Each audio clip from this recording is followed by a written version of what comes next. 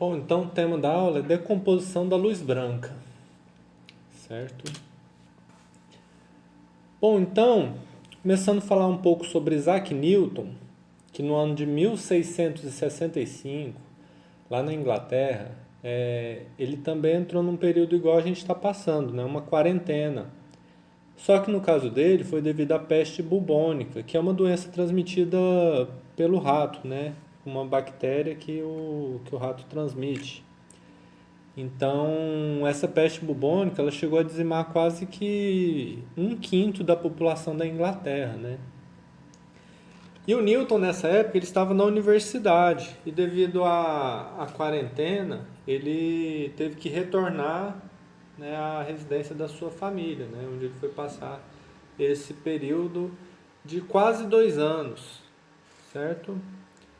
Então, assim, se pra gente já é meio agoniante, né, esses 2 meses que a gente está, o Newton passou 2 anos, né, nessa época aí, em quarentena.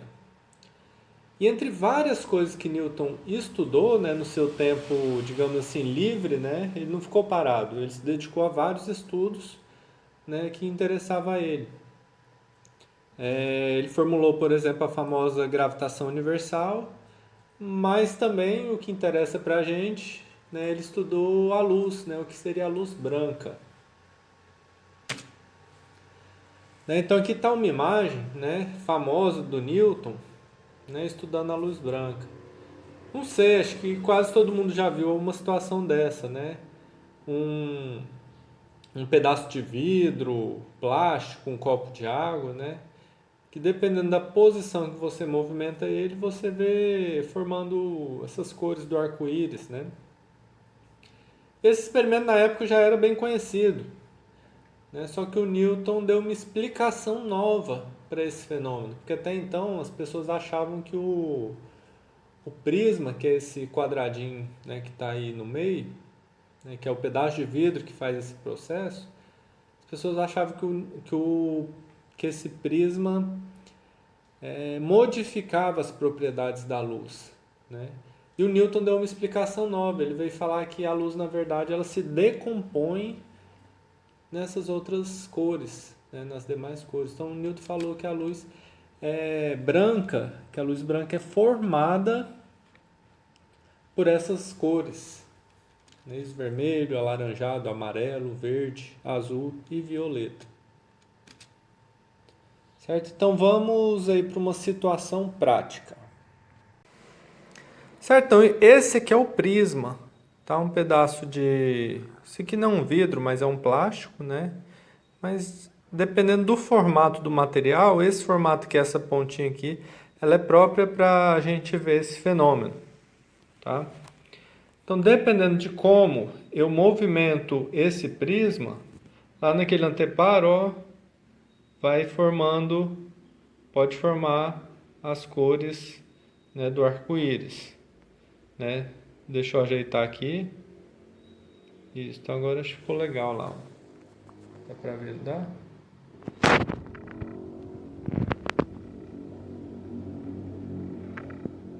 Isso. Certo? Então esse aqui é o fenômeno que o Newton estudou. Ele falou que a luz branca, que é a que chega aqui no prisma, né, a luz do sol, se decompondo nessas cores do arco-íris. Tá? Então Newton deu essa explicação, né, que a luz branca é formada pelo conjunto de todas as cores. Então toda vez que você olha alguma coisa é branco, na verdade você está vendo todas as cores misturadas. Tá?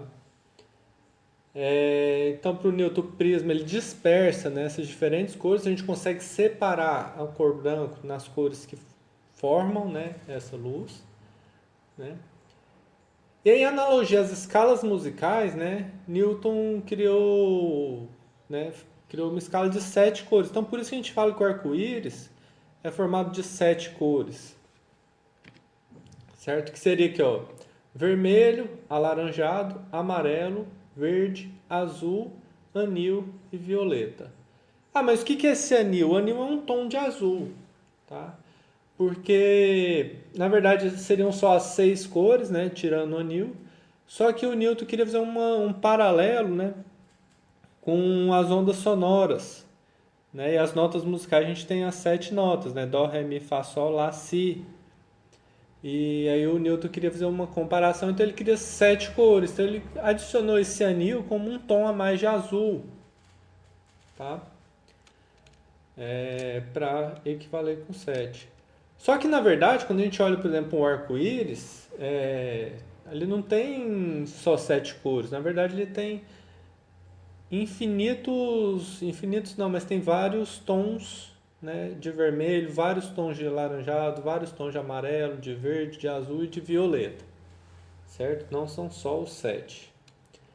Mas então, o que seria o arco-íris? Uma explicação que hoje a gente sabe que as gotas de água elas funcionam como um prisma, certo?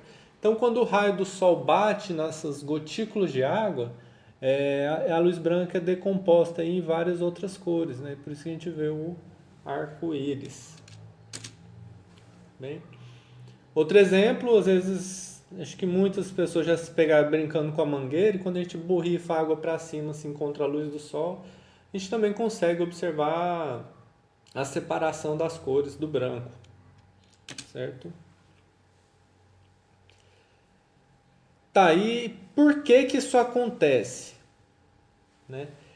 Esse desvio, né, toda onda, quando ela passa de um meio para outro, ela sofre mudanças nas suas propriedades, né? Cada onda ela tem a capacidade de passar de um meio para o outro de uma forma diferente, né? Na imagem a gente pode ver um copo com água, se você coloca um lápis ou um pincel nesse copo, a gente vê esse lápis todo distorcido, porque toda vez que a luz passa de um meio para o outro, ela sofre um desvio, tá? Então a luz que está saindo lá de dentro do copo, né, sai do pincel de dentro do copo, passa pela água e passa pelo ar, quando ela sai da água e vai para o ar, ela sofre um desvio. Então a gente tem a impressão de que o pincel está meio torto, né?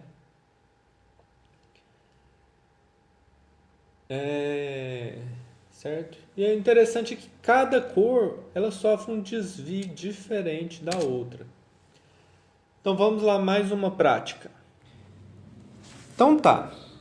Aqui eu fiz uma linha reta só para orientar, tá? Se eu ligo um laser vermelho, certo? Que alinhei ele com a reta que eu passei, só para a gente se orientar, tá? Se eu coloco o prisma aqui em cima desse desenho, o prisma vai desviar a luz vermelha,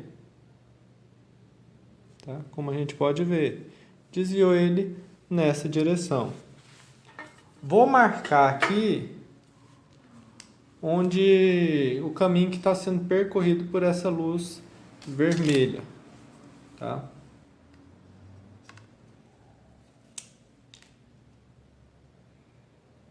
A luz vermelha está passando bem por aqui, ok?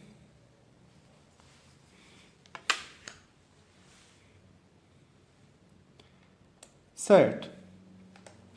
Agora para a gente ver com uma outra cor, vou fazer aqui com a luz verde. A luz verde que ela é piorzinha para... Até que deu para fazer fácil.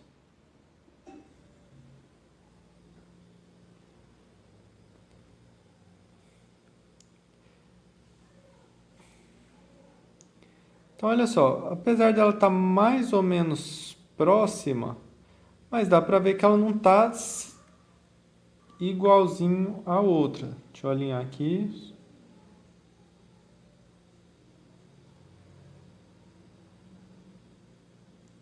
Certo? Ó, dá para ver que tem uma certa diferença aqui entre as duas linhas. Eu não vou conseguir manter...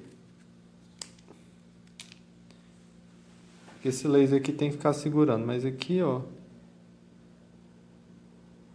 Vamos alinhar aqui. ele vai passar por aqui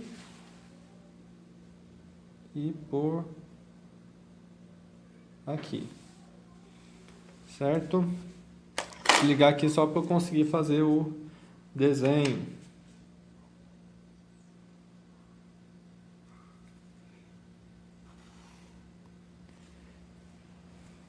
Então pronto. Então aqui deu para ver que a luz vermelha tomou um caminho, a luz verde tomou outro caminho. Aqui eu não tenho para demonstrar para vocês. Mas se a gente fizesse o mesmo experimento com a luz azul ou violeta, ia dar alguma coisa mais para cá. Certo? Tá, então com isso eu consegui mostrar o quê? Que a luz vermelha e a luz verde, elas se comportam de forma diferente ao passar pelo prisma. Por isso que a luz branca se decompõe em várias, porque ela na verdade é formada por várias cores diferentes. Tá? E ao passar pelo prisma, cada cor toma um rumo diferente. Então por isso que a gente consegue ver o arco-íris, por isso que a gente consegue ver essa dispersão das cores.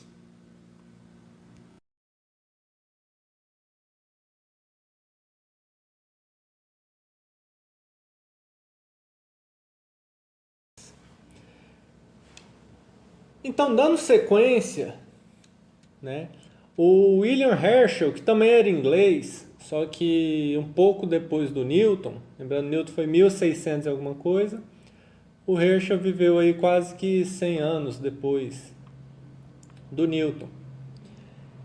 E ele queria investigar qual que seria a cor mais quente. Né? Ele pensou, tá, tem esse tanto de cores.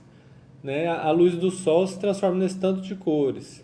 Em qual dessas cores que está o calor que o Sol traz para a gente? Certo? Lá na arte, geralmente a gente estuda que o vermelho é uma cor mais quente, né? E o Herschel, ele acreditava nisso, né? Mas ele resolveu testar, porque não basta a gente só falar, a gente tem que testar as coisas para verificar, tá? Então, o que ele fez? Ele colocou um termômetro em cima da cor vermelha, um termômetro lá para o lado do amarelo, outro no verde, no azul e por fim uma no violeta. Que eu representei só 4, mas ele pôs vários termômetros ao longo, né, da nossa faixa do arco-íris. Tá? E ele colocou ainda um último termômetro, tá, do lado de fora, né, dessa faixa. Para quê? Para testar se qualquer aumento de temperatura não foi por algum fator externo. Tá? E para surpresa do William Herschel, o termômetro que mais teve aumento de temperatura foi justamente o termômetro que estava do lado de fora dessa faixa. Tá? Então o que ele pensou? Ele pensou, peraí, além da luz que a gente enxerga, tá? O Sol emite algumas luzes que a gente não enxerga. Tá? E como essa luz aí estava mais perto ali, estava antes da luz vermelha, ele chamou essa luz de infravermelho. Então, o que é esse tal de infravermelho? Que esse nome a gente já ouviu, né? Mas a gente pode chamar isso de uma luz invisível, né, ao olho humano, porque a gente não vê. Tanto é que nessa faixa aqui, a gente não enxerga lá onde ele pôs o termômetro, ali a gente não vê a cor. Mas se você deixar seu dedo lá, vai ser o lugar que vai estar mais quente. Certo?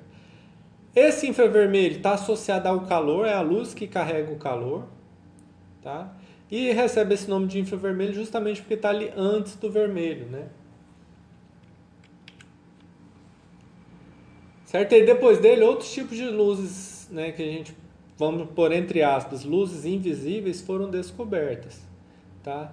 Até que um cara chamado Maxwell, ele fez uma proposta assim, né, um entendimento, né, que esse tanto de luzes invisíveis e as visíveis, né, eles teriam propriedades tanto elétricas quanto magnéticas. Tá? Então a gente fala que a luz é uma onda eletromagnética. Tá? Entre esses vários que eu não vou chamar mais agora de luz invisível, mas eu vou chamar de ondas eletromagnéticas, a gente tem a onda de rádio, a onda de TV, micro-ondas, o infravermelho, que é o calor. A gente tem as luzes visíveis, né, essas que a gente consegue enxergar. Tem também o ultravioleta, que está acima do violeta. Tem o raio-x, raios gamas e várias outras tipos de ondas eletromagnéticas, tá? Então, assim, sempre fala de onda eletromagnética, a gente pode pensar nesse ponto, que é uma luz, né, com certas características, com algumas propriedades. Algumas dessas luzes a gente consegue enxergá-la, que é o caso do vermelho, amarelo, laranjado, verde, azul, violeta, né, e qualquer outra cor. Se a gente enxerga, está na luz visível. Se a gente não enxerga, pode ser qualquer uma dessas outras que estão sendo mostradas aí pra gente. Ok? Então espero que vocês tenham gostado, tá bom?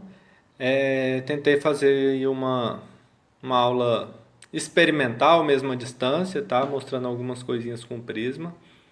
Vou tentar trazer mais coisa. E é isso. Se tiver qualquer dúvida, pode estar perguntando. Vocês têm aí eu deixei com vocês o WhatsApp, o e-mail, o Instagram. Qualquer uma dessas, qualquer um desses meios eu estou à disposição. Tá bom? Então é isso, um abraço, até mais.